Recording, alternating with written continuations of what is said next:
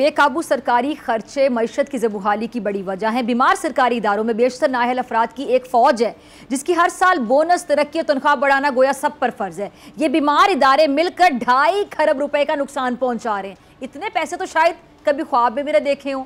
मुस्तहक अवाम का खून निचोड़कर इदारों को सिराब किया जाता है जिसका नाम बेल आउट पैकेज है। लेकिन मसला ये है कि इन बीमार इदारों की मरहम पट्टी के लिए मुस्तकबिल में रकम मिलने के कोई आसार नहीं है। अब इन्हें फ़रोग के सिवा क्या रास्ता बचता है।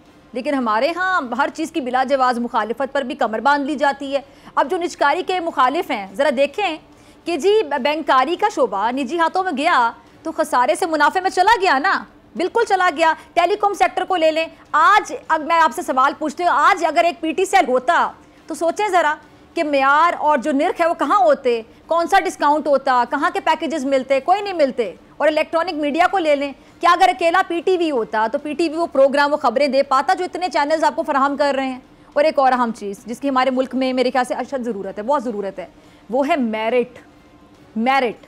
किसी भी मुल्क में प्राइवेट सेक्टर ना होने से मेरिट का कत्ल हो जाता है। और यही वजह है कि जब भी ब्यूरोक्रेट्स और सियासतदान ये निजकारी के ख़िलाफ़ बोल रहे होते हैं तो कभी मुझे हंसी आती है और कभी मुझे अफसोस होता है। ये वो लोग हैं जो एक से ज़ायद फ़ोन रखते हैं, नई कारें रखते हैं, इनके प्राइवेट बैंक अकाउंट्स हैं, प्राइवेट स्कूल्स में इनके बच्चे पढ़ते हैं, प्राइवेट टीवी चैनल्स ये देखना पसंद करते हैं, पीटीवी शायद नहीं देखते ये शौक़ से।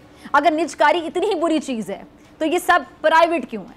इसलिए कि जब स्टैंडर्ड की बात होती है, मेयार की बात होती है तो प्राइवेट शोबा ही एक माकूल हकीकत है। अगर आपको ये वीडियो पसंद आई तो सब्सक्राइब करें और बेल आइकन पर क्लिक करें।